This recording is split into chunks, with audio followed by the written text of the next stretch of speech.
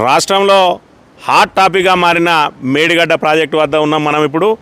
ఏదైతే మేడిగడ్డ ప్రాజెక్టు కూలిపోయింది, నిరర్ధకం, ఇంకా పనికిరాదు, 1,00,000 కోట్లు వృధా అయిందని చెప్పి ఏదైతే కాంగ్రెస్ ప్రభుత్వం ఆరోపణలు చేస్తుందో దాన్ని ధీటుగా ఎదుర్కోవడంతో పాటు మేడిగడ్డలో ఉన్న నీటిని మరి పైకి ఎత్తిపోసి మిగతా అనుబంధ రిజర్వాయర్లు నింపడానికి ప్రభుత్వం మీద ఒత్తిడి తెచ్చే కార్యక్రమంలో భాగంగా ఈరోజు బీఆర్ఎస్ ఎమ్మెల్యేలు అదేవిధంగా ఎమ్మెల్సీల బృందం ఇక్కడ మేడిగడ్డ సందర్శనకు వచ్చింది.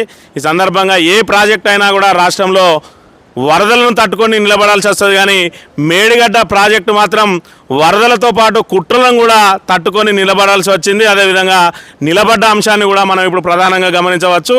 ఇక్కడ 10 లక్షల క్యూసెక్లకు పైగా నీరు మరి ఇక్కడ కిందికి వెళ్ళిపోతూ ఉన్నది.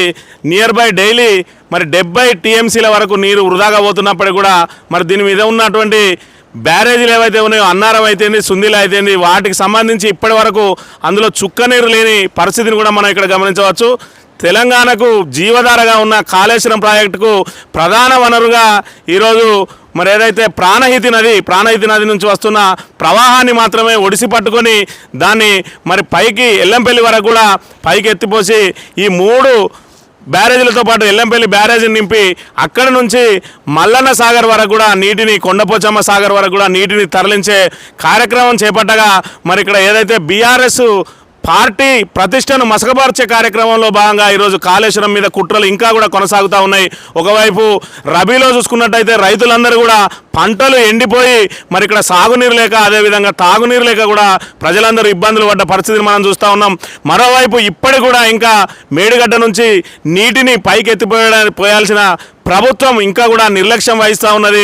మేము ఎన్డీఎస్ఏ నిపుణుల సూచనల మేరకే నడుచుకుంటామని చెప్తుండా కూడా మరి ఇక్కడ ఎన్డీఎస్ఏ కూడా ఏదైతే ప్రభుత్వానికి సంబంధించి కేంద్ర ప్రభుత్వ రంగ సంస్థలు ఏవైతే ఉన్నాయో, సిబిఐ, మరి ఈడీ, అదేవిధంగా ఐటీ డిపార్ట్మెంట్ల లాగానే ఇది కూడా కేవలం రాష్ట్ర ప్రభుత్వాల మీద కక్ష సాధింపు ధోరణితోటే మరి ప్రయత్నం చేస్తూ ఉన్నది.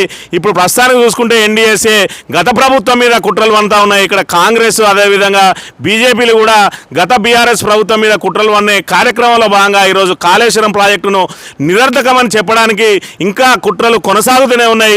దాని మీద మరి ఏదైతే ఇక్కడ నిజాలను ప్రజలకు వివరించడానికి అదేవిధంగా కాళేశ్వరం మరి మేడిగడ్డ ప్రాజెక్టుకు సంబంధించి ఇక్కడ 1,00,000 క్యూసెక్లు పోయినా కూడా చెక్కు చెదరకుండా మేడిగడ్డ ప్రాజెక్టు ఏ విధంగా నిలబడి ఉన్నదో మరి రాష్ట్ర ప్రజలందరికీ కూడా మరి ఇక్కడ చూపించడం కోసం అదేవిధంగా మేడిగడ్డ ద్వారా వృధాగా పోతున్న మరి సముద్రం పాలవుతున్న నీటిని ఎత్తిపోసి మరి రాబోయే ఖరీఫ్లో అదేవిధంగా తాగునీటి కూడా ఇబ్బందులు లేకుండా ఈరోజే నింపుకోవాల్సిన అవసరం ఉన్నదని చెప్పి మరి అదేవిధంగా వర్షాకాలం ముగిసిన తర్వాత కూడా మరి శీతాకాలంలో కూడా నీళ్లు ఉండని పరిస్థితి ఉంటుంది. ఆ సమయంలో కూడా రిజర్వాయర్లన్నీ నింపుకుంటేనే మరి తాగునీటి కూడా ఇబ్బందులు ఉన్నాయి. కాబట్టి ప్రభుత్వం ఇంకా కేసీఆర్ మీద బీఆర్ఎస్ మీద మరి కక్ష సాధింపును మానుకొని రైతు ప్రయోజనాల కోసం మరి ఇక్కడ నీటిని తక్షణం మరి పైకెత్తి పోయాల్సిన అవసరం ఉన్నది. రైతు ప్రయోజనాలను ఫనంగా పెట్టి రాజకీయ ప్రయోజనాలు చూసుకోవడం భావ్యం కాదని చెప్పి ఈరోజు మరి ఇక్కడ కేటీఆర్ బృందం అంతా కూడా మేడిగడ్డను సందర్శించిన అంశాన్ని మనం ఇక్కడ ప్రధానంగా గమనించవచ్చు. ప్రపంచంలోనే అతి పెద్దదైన multi stage lift irrigation project ఇవాళ కాలంతో పోటీ పడుతూ భారతదేశ స్వతంత్ర చరిత్రలో ఏ ప్రభుత్వము చేయనంత వేగంగా ఇంత పెద్ద ప్రాజెక్టు నిర్మాణం చేసి ఈ ప్రాజెక్టు ద్వారా ప్రతి పంటకు కొత్తగా ఒక 18-19 లక్షల ఎకరాలకు నీళ్ళు ఇవ్వాలని, అదేవిధంగా ఉన్న ఆయకట్టును దాదాపు ఒక 19-20 లక్షల ఎకరాలను శ్రీరామ్ సాగర్ కింద కావచ్చు, నిజాం సాగర్ కింద కావచ్చు, సింగూర్ కింద కావచ్చు స్థిరీకరించాలని ఒక అద్భుతమైన బృహత్ సంకల్పంతో తెలంగాణలో మళ్ళీ కరువు అనే మాటనే వినబడకూడదనే ఒక అద్భుతమైన ముందు చూపుతో గౌరవ పెద్దలు కేసీఆర్ గారు అఖండమైన సంకల్ప బలంతో దైవ ఆశీర్వాదంతో మరి కాళేశ్వరం ప్రాజెక్ట్ని నిర్మించిన విషయం మనందరికీ తెలుసు. ఒక మాటలో చెప్పాలి అంటే, చాలా మందికి తెలుసు అయినప్పటికీ ఒక మాటలో చెప్పాలి అంటే, తెలంగాణ భౌగోళికంగా చూసినట్టయితే ఇట్లా ఒక గుడిసెలాగా ఇటువైపు నుంచి గోదావరి, మరొక వైపు నుంచి కృష్ణానది పారుతూ ఒక ఈ పద్ధతుల్లో భౌగోళికంగా ఉంటుంది.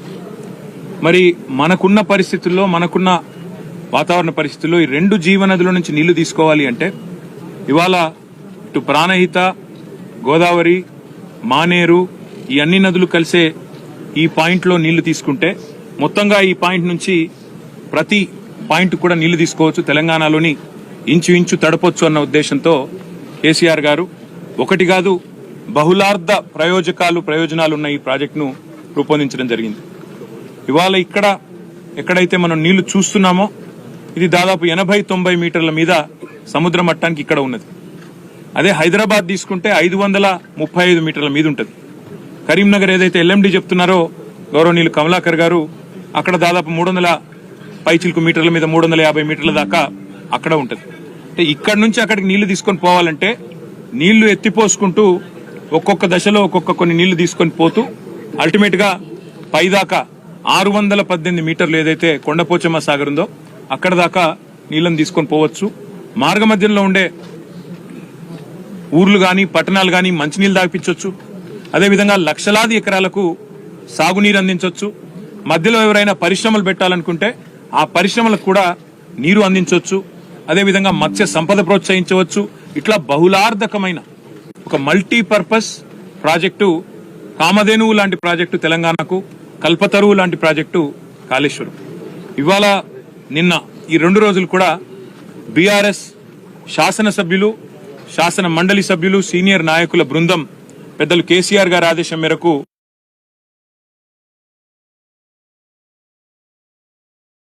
మొదలుపెట్టి ఈ రోజు నిన్నటి నుంచి ఈ రోజు కొనసాగించినాం.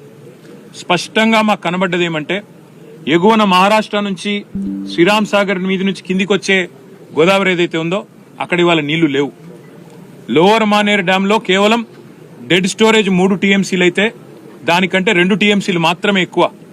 26 టీఎంసీలు ఉండే ఎల్ఎండిలో ఇవాళ 5 టీఎంసీలు మాత్రమే ఉన్నాయి. దానిపైన ఉండే మిడ్ మానేర్లో అది కూడా 28 టీఎంసీల కెపాసిటీ ఉన్న రిజర్వాయర్, అక్కడ కూడా కేవలం 5 టీఎంసీలు ఉన్నాయి.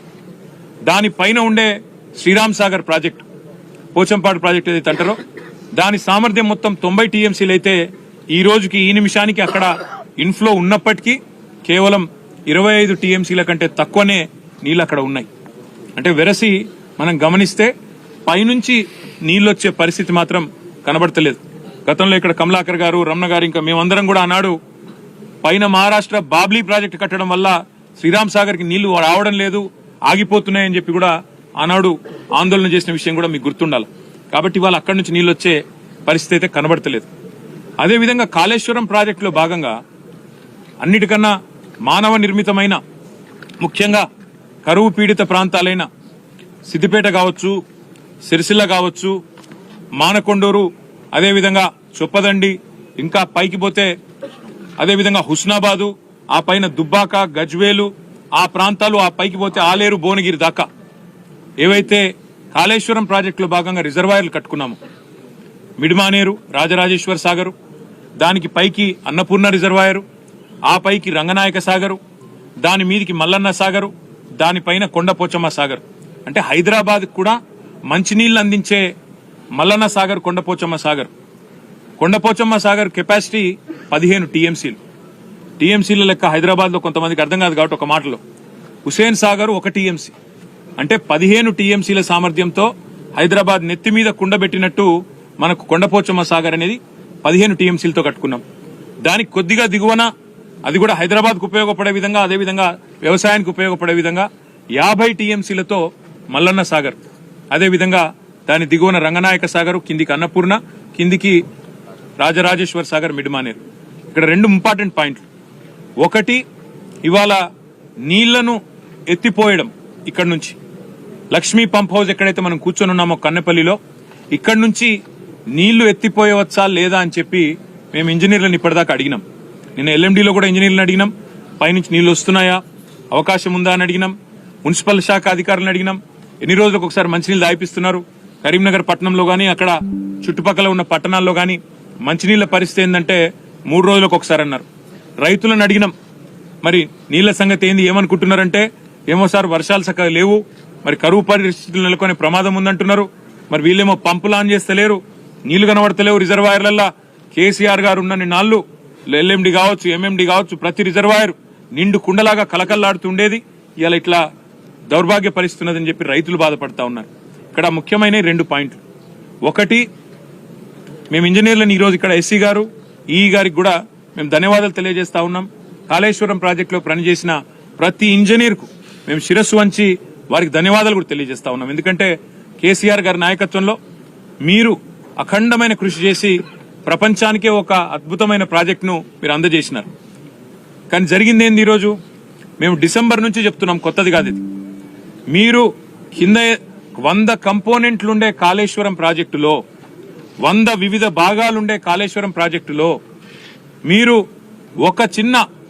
ఒక చిన్న సంఘటనను పట్టుకొని మేడిగడ్డలో జరిగితే దాన్ని భూతద్దంలో చూపెట్టి మొత్తం ప్రాజెక్టును బదనాం చేసి రాజకీయంగా మీరు ప్రయోజనం పొందే ప్రయత్నం ఏదైతే చేస్తున్నారో, ఎన్నికలు అయిపోయినాయి, ఇక మీరు దాని గురించి ఆరాట పడకండి, మీరు అనవసరంగా రాజకీయ రచ్చ చేయకండి, దయచేసి రైతుల కోసం అందరం కలిసికట్టుగా ఆలోచన చేద్దామని చెప్పి డిసెంబర్లో కూడా చెప్పినాం.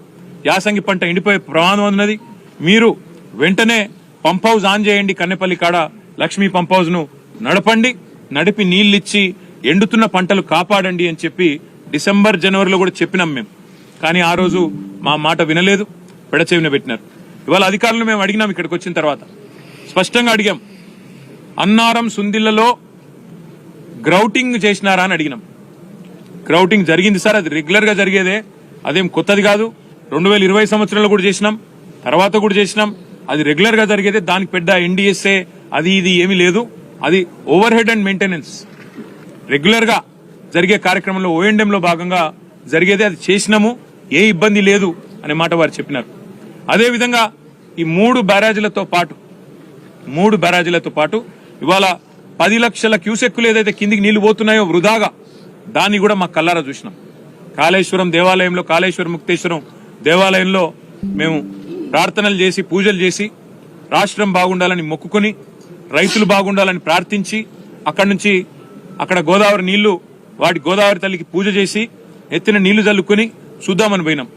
ఉధృతంగా ఆ పుష్కర ఘాట్లో ఉధృతంగా పారుతున్న నదిని చూసి మురిసిపోయినాం. కానీ పైన చూస్తేనేమో LMD, MMD, ఆ పైన ఉండే మల్లన్న సాగరు, కొండపోచమ్మ సాగరు, రంగనాయక సాగరు, అన్నపూర్ణ ఇవాళ గొంతెండి నోరు వెళ్లబెట్టి ఆ రిజర్వాయర్లు ఎడారిలాగా ఉంటే అది చూసి బాధపడతా ఉన్నాం.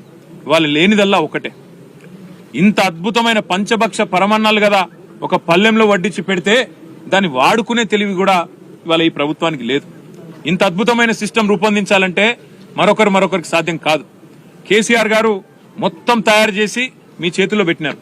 మీరు చేయవలసిందల్లా ఒకటే, ఇవాళ ఈ పంప్ హౌజ్ వెంటనే నడిపితే, మేము అడిగినాం పంపులన్నీ నడుస్తున్నాయా అని అడిగినాం, ఫుల్ కెపాసిటీలో ఉన్నాయా, ఏమైనా సమస్య ఉందా అని అడిగినాం. ఏ సమస్య లేదు సార్ అన్నారు. 17 పంపులు, ఒక్కొక్కటి 40 మెగావాట్ల కెపాసిటీ పంపు, అన్ని రెడీగా ఉన్నాయి. రోజుకు 2 TMCల నీళ్లు ఇక్కడ నుంచి ఎత్తిపోయొచ్చు. నిజంగా చెప్పాలంటే ఇక్కడ నుంచి 3 TMCలు ఎత్తిపోయొచ్చు. ఈడికెళ్ళి పైదాకా 3 పోతే ఆడికెళ్ళి 2, రోజుకి 3 TMCలు ఇక్కడ నుంచి తీసుకునే సామర్థ్యం మనకుంది. కానీ కేవలం రాజకీయపరమైన నిర్ణయం లేకపోవడం వల్లనే పాపం ఇంజనీర్లు ఏమీ చేయలేని అవస్థలో వాళ్ళు ఉన్నారు. నీళ్లున్నాయి, బటన్ ఒత్తితే పంపులు నడుస్తాయి, నీళ్లు MMDలో పడతాయి, LMDలో పడతాయి, మొత్తం సిస్టమ్ అంతా. అవసరమైతే SRSP కూడా తీసుకుపోవచ్చు, నీళ్లు వరద కాలువ నింపొచ్చు, SRSP నింపొచ్చు, సింగూరు, మల్లన్న సాగరు, మన నిజాం సాగరు మొత్తం 18 లక్షల ఎకరాలు స్థిరీకరించవచ్చు, 18 లక్షల ఎకరాలకు నీళ్లు ఇవ్వచ్చు. లేనిదల్లా రాజకీయ సంకల్పం, రాజకీయంగా కేసీఆర్ గారిని బదనాం చేయడం అనే ఒకే ఒక్క ఉద్దేశంతో ఈ పంపులు నడపడం లేదు. ఇవాళ ఇంజనీర్లను కలిసిన తర్వాత, వారు చెప్పింది విన్న తర్వాత మేమందరం కూడా శాసనసభ్యులం, శాసన మండలి సభ్యులం అర్థం చేసుకున్నాం విషయాన్ని. విషయం ఏంది అంటే చాలా సింపుల్. నీళ్లు పుష్కలంగా కళ్ళముగట్నే పోతున్నాయి సముద్రంలోకి వృధాగా. కానీ ప్రభుత్వం కేవలం రాజకీయ ప్రయోజనం కోసం మాత్రమే ఇవాళ ఆ నీళ్లు వృధాగా పోతుంటే కూడా కళ్ళప్పగించి చూస్తున్నది తప్ప వేరేదేమీ లేనేలేదు. నేను ఈ ప్రభుత్వానికి చేసే విజ్ఞప్తుల్లో ఒకటే, ముఖ్యంగా అక్కడ బస్వాపూర్ రిజర్వాయర్ కూడా దాదాపుగా తయారైంది. దాని పక్కన కొండపోచమ్మ సాగరు, కింద మల్లన్న సాగరు, ఆ ప్రాంత రైతాంగం మొత్తం చూస్తా ఉన్నది. రంగనాయక సాగరు, అన్నపూర్ణ, మిడ్మానేరు, LMD తదుపరి మొత్తం రైతాంగం మొత్తం ఈ రిజర్వాయర్ల కింద ఉండే ఆయకట్లో ఉండే రైతులందరూ చూస్తా ఉన్నారు. SRSP కింద ఉండే రైతులు చూస్తున్నారు. కింద స్టేజ్ 2 నీళ్లందే రైతులు మహబాదు, డోర్నకల్లు, పాలకుర్తి కిందికి పాలేరు దాకా, యువతల కోదాడ, సూర్యాపేట, తుంగతుర్తి దాకా రైతులందరూ ఎదురు చూస్తా ఉన్నారు. ఈ ప్రభుత్వం యొక్క చిత్తశుద్ధిని వారు ఇవాళ అనుమానిస్తా ఉన్నారు. ప్రభుత్వానికి మేము చేసే విజ్ఞప్తి ఒకటే, 6 నెలలు రాజకీయం చేద్దాం, 4.5 సంవత్సరాలు ప్రజల కోసం కలిసికట్టుగా కొట్లాడదాం. నిర్మాణాత్మక ప్రతిపక్షంగా ఇవాళ మేము ఇక్కడికి వచ్చి ఒక మాట చెప్తా ఉన్నాం. స్పష్టంగా ఇక్కడ నీళ్లు మీ కళ్ళ ముందుంటే, పంపు చేసే కెపాసిటీ ఉంటే, బ్రహ్మాండంగా పంప్ హౌస్లన్నీ రెడీగా ఉంటే నిర్ణయం ఎందుకు తీసుకుంటలేరు మీరు? నిర్ణయం మీరు ఈరోజు తీసుకుంటే 2 జరుగుతాయి. ఒకటి, వెంటనే ఇక్కడ నుంచి 2 టీఎంసీల నీళ్లు ఎత్తిపోస్తే బ్రహ్మాండంగా మిడిమానేరు దాకా నీళ్లు 2 రోజుల్లో చేరుకుంటాయి. తదుపరి మీరు వెంటనే అటు అన్నపూర్ణ రిజర్వాయర్, ఇల్లంతకుంటలో పైకి రంగనాయక సాగరు, పైకి మల్లన్న సాగరు, పైకి కొండపోచమ్మ సాగర్, వాటికి వేరే ప్రత్యామ్నాయం కూడా లేదు. ఈ 4 రిజర్వాయర్లు ఏవైతే ఉన్నాయో, కొండపోచమ్మ, మల్లన్న సాగరు, రంగనాయక సాగరు, అన్నపూర్ణ, వాటికి వేరే తరహాలో నీళ్ళు వచ్చే పరిస్థితి లేదు. ఇక్కడ నుంచి పంపు చేయడమే మార్గం. దాదాపు 75-80 టీఎంసీల నీళ్లు ఈ 4 రిజర్వాయర్లను నింపుకోవచ్చు. మరి వాటిని వాళ్ళ ఎండబెట్టి ఎవరి మీద మీరు కక్ష సాధిస్తున్నట్టు దయచేసి ప్రభుత్వం ఆలోచించాలని మేము కోరుతా ఉన్నాం. అదేవిధంగా మిడ్మానేర్లో మేము, మా సిరిసిల్ల పట్టణం పక్కనే ఉంటుంది మిడ్మానేర్. ఆ మిడ్మానేర్లో గత 5-6 ఏళ్లు ఎప్పుడు చూసినా 365 రోజులు నిండుగా ఒక సముద్రం లాగా నీళ్లుండేది. ఇవాళ ఎండిపోయి 5 టీఎంసీలతో ఎడారిని తలపిస్తున్నది మిడ్మానేర్. దాని కిందికి వస్తే కరీంనగర్ పట్టణంలో ఉండే ఎల్ఎండి, పట్టణాన్ని అంటుకుని ఉండే ఎల్ఎండి, అది కూడా ఇవాళ ఎడారిగా మారిపోయిన పరిస్థితి. మేము ప్రభుత్వానికి చేసే డిమాండు, ఇవాళ కింద తుంగతుర్తి, కోదాడ దాకా ఉండే రైతులు, పాలేరు దాకా ఉండే రైతులు వాళ్ళు ఎదురు చూస్తున్నారు. ఇటు గజ్వేలు, ఆ కింద ఉండే భువనగిరి, ఆలేరు రైతన్నలు వాళ్ళు కూడా ఎదురు చూస్తా ఉన్నారు. ప్రభుత్వం వెంటనే నిర్ణయం తీసుకోవాలి. ఇక్కడ పంప్ హౌస్ వెంటనే ప్రారంభించాలి.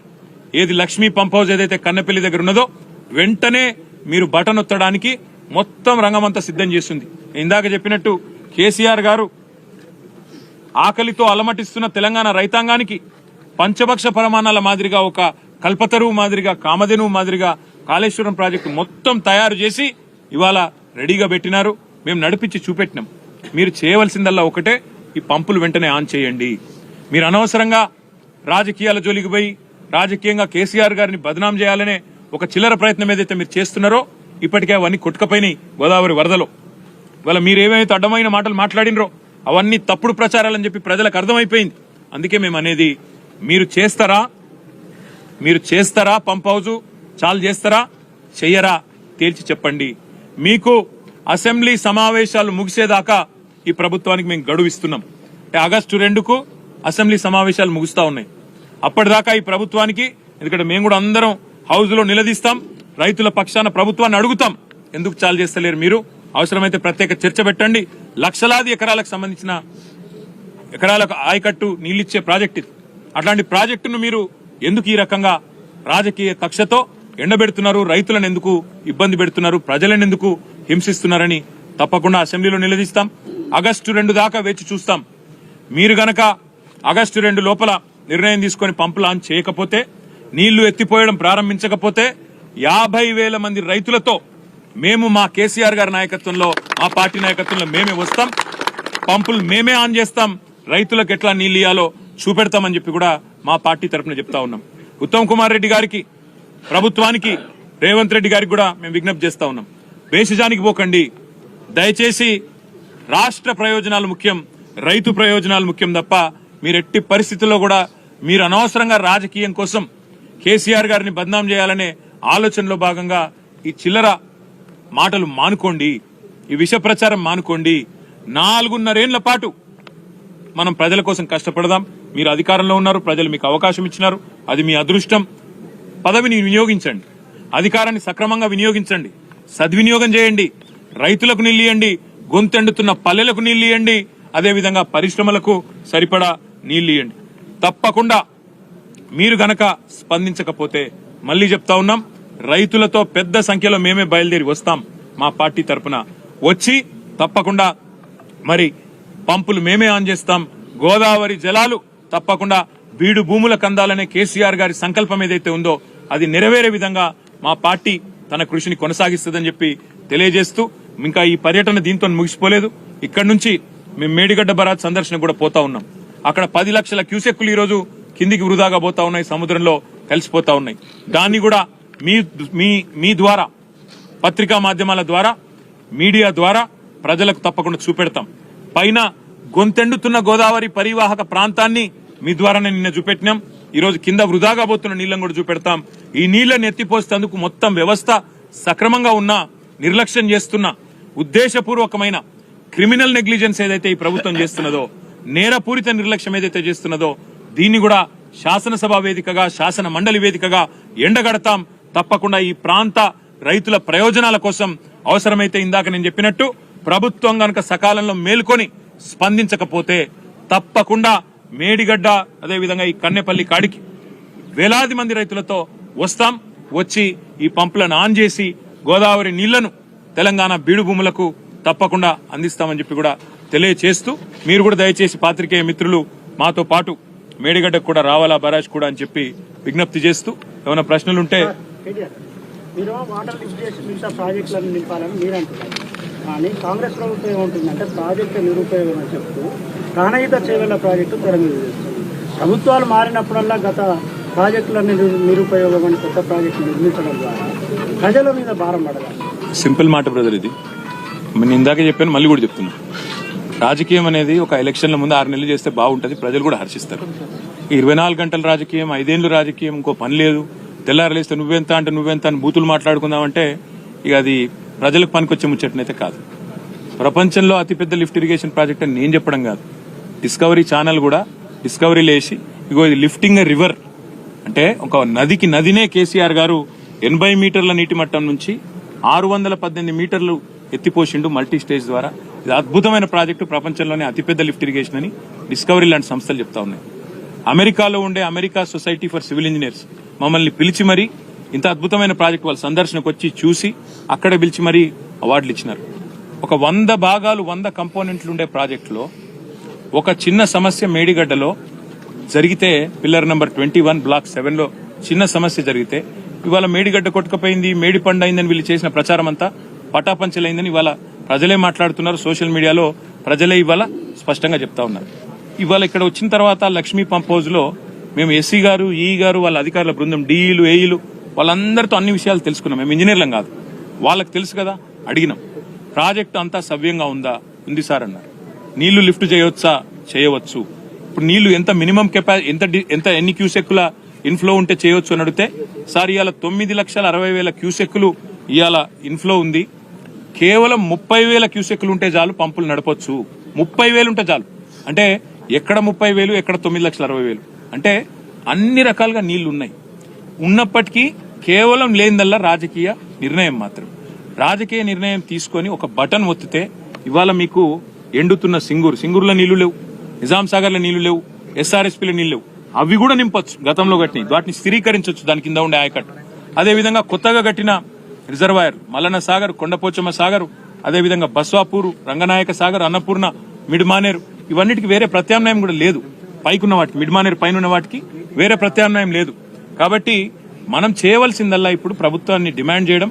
ఒకవేళ ప్రభుత్వం స్పందించకపోతే తప్పకుండా కింద పాలేరు నుంచి మొదలు పెడితే, కోదాడ నుంచి మొదలు పెడితే, సూర్యాపేట, తుంగతుర్తి, పాలకుర్తి, అదేవిధంగా మహబాదు, డోర్నకల్ నుంచి మొదలు పెడితే, వరంగల్ జిల్లా నుంచి హుజురాబాద్, హుస్నాబాద్, ఈ పైన ఉండే గజ్వేలు, భువనగిరి నుంచి మొదలు పెడితే ఇక్కడ దాకా ఉండే రైతులు అందరినీ కూడగట్టుకుని వస్తాం. వచ్చి నీళ్లుండంగా ఎందుకు నీళ్ళు ఎత్తిపోస్తలేరో నిలదీస్తాం. పంపులు ఆన్ చేసి నడిపించి చూపెడతామనే మాట. ఆగస్టు 2 దాకా ప్రభుత్వానికి మేము గడువిస్తున్నాం. వాళ్ళు చాలు చేయకపోతే తప్పకుండా మేము వచ్చి చేస్తాం. మీరన్న మాట, వాళ్ళు ఇంకేదో ప్రాజెక్ట్ కడతామంటారు. వాళ్ళు ఏది కట్టుకున్నా మాకు అభ్యంతరం లేదు, కానీ అది అయ్యే పని కాదని మీకు తెలుసు, నాకు తెలుసు. ఎందుకంటే గతంలో మహారాష్ట్రలో కాంగ్రెస్ ప్రభుత్వం ఉండే, అప్పుడు కిరణ్ కుమార్ రెడ్డి గారికి ఆనాడున్న మహారాష్ట్ర ముఖ్యమంత్రి, కాంగ్రెస్ ముఖ్యమంత్రి పృథ్వీరాజ్ చౌహాన్ అనుకుంటా, ఆయనే ఉత్తరం రాసిండు, నువ్వు 152 మీటర్ల మీద కడితే నేను ఒప్పుకోను, నువ్వు దాన్ని తగ్గించాలి, లేకపోతే మహారాష్ట్రలో ముంపు ఉంటుందని చెప్తే కూడా ఈయన వినలేదు. గతంలో ఉమ్మడి ఆంధ్రప్రదేశ్లో మనకెన్నడూ గోదావరిలో ఎందుకు న్యాయం జరగలేదంటే, ప్రతి సందర్భంలో ప్రాజెక్ట్ అనేది పెట్టంగానే ప్రపోజల్ అంతర్రాష్ట్ర వివాదం అని చెప్పి దాన్ని ఆపేసేది. అందుకే కేసీఆర్ గారు ఆలోచించి మహారాష్ట్ర పోయి వాళ్ళతో ఒప్పందం చేసుకొని వాళ్లకు ముంపు లేకుండా చేసి ఒక అద్భుతమైన మేడిగడ్డ లాంటి పాయింట్ పట్టుకొని, ఇవాళ మీరు గమనించండి, పైన మీరు కరీంనగర్ నుంచి మాతో పాటు చాలా మంది మిత్రులు వచ్చారు, రిపోర్టర్లు వరంగల్కి వెళ్ళి వచ్చారు. కరీంనగర్లో నీళ్లు లేవు, వరంగల్ నీళ్లు లేవు, పైన నిర్మల్ల నీళ్లు లేవు, మొత్తం ఫ్లడ్ ఫ్లోలో అసలే నీళ్లు లేవు. అక్కడ నుంచి ఇక్కడ దాకా నీళ్లు లేవు. ఆఖరికి ఇప్పుడు మేము వస్తుంటే రామగుండం కాడ బ్రిడ్జ్ మీద ఆగి చూసినాం, పైకి వెళ్ళి నీళ్లు లేవు గోదావరిలో. మేడిగడ్డ కాడ అద్భుతంగా ఇవాళ 10 లక్షల క్యూసెక్ల నీళ్లు ఒక వరదలాగా కిందికి ఉగ్ర రూపంతో పోతా ఉంది.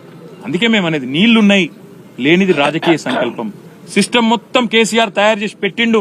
మీరు ఒక బటన్ ఒత్తితే ఇలా గజ్వేల్లో, అక్కడ భువనగిరి ఆలేరులో నీళ్లు వస్తాయి. ఇలా బ్రహ్మాండంగా మొత్తం ఎన్ రూట్ కూడా నీళ్లు వస్తాయి. మీరు ఇస్తలేరు. అందుకే ప్రభుత్వాన్ని మేము డిమాండ్ చేసేది, దయచేసి స్పందించండి. దీంతో రాజకీయం ఏం లేదు, ఇప్పుడు ఎన్నికలు కూడా ఏం లేవు. స్పందించి ఆగస్టు 2 లోపల బేసిజానికి పోకుండా వెంటనే పంపులు ఆన్ చేయండి. ఇక్కడ లక్ష్మీ పంప్ హౌస్ లో నీళ్ళు అక్కడ దాకా పోతాయి. బ్రహ్మాండంగా రైతులు సంతోషపడతారు, ప్రజలు సంతోషపడతారు. ఇది మా డిమాండ్. Thank you. ఒక్క నిమిషం. Let me say this. Annaram, Sundilla, they are citing NDSA report is what you said, Sandeep. It's absolutely farce. Whatever they are saying is absolutely farce, because grouting is a regular exercise that is done. Memu rangane adiginam. We spoke to the engineers. We asked them, has grouting been done? ఇప్పుడు కాదు sir, ఇది వరకు కూడా చేశాము, కొత్తదేం కాదు ఇది. NDSA లేనప్పుడు జరిగింది, రెగ్యులర్ గా అన్నిట్లో జరుగుతుంది సార్. ఇది పెద్ద ఇష్యూయే కాదు, రొటీన్ మెయింటెనెన్స్. అది 2020లో కూడా చేసినాము. ఇదంతా వీళ్ళు చెప్పేది ఫార్సు, ఎన్డీఎస్ఏ ఫార్సు, ఇవన్నీ ఫార్సు.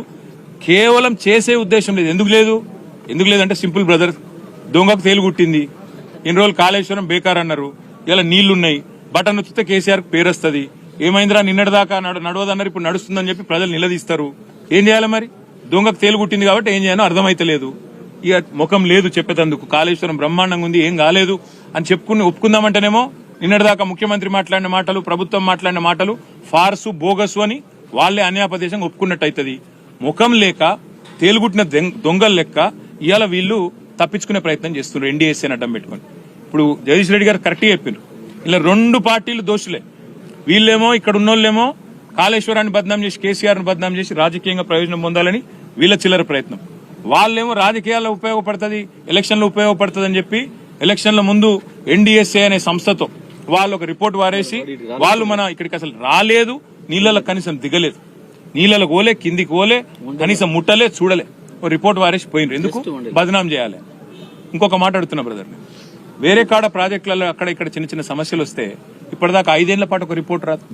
పోలవరం డ్యామ్ కొట్టకపోతే 5 ఏళ్ళు ఎన్డీఎస్ఏ రిపోర్ట్ ఇయ్యలే. కాఫర్ డ్యామ్ కొట్టకపోతే ఇవాళ ఏంది? ఇక్కడ ఏం జరుగుతా ఉంది? ఒక రోజులో రిపోర్ట్లు వస్తాయి, ఇక్కడ ఒక రోజులోనే అన్ని వస్తాయి. ఎందుకు? కేసీఆర్ ను బద్నాం చేయాలి, గద్దె దించాలి. దించిండ్రు కదా, మీ కక్ష తీరింది కదా, కేసీఆర్ మీద కక్ష తీర్చుకున్నారు కదా, ఇంకా ఏడుపెందుకు కేసీఆర్ మీద? ఇక రైతుల మీద ఎందుకు కోపం తీసుడు? అదే మేమనేది.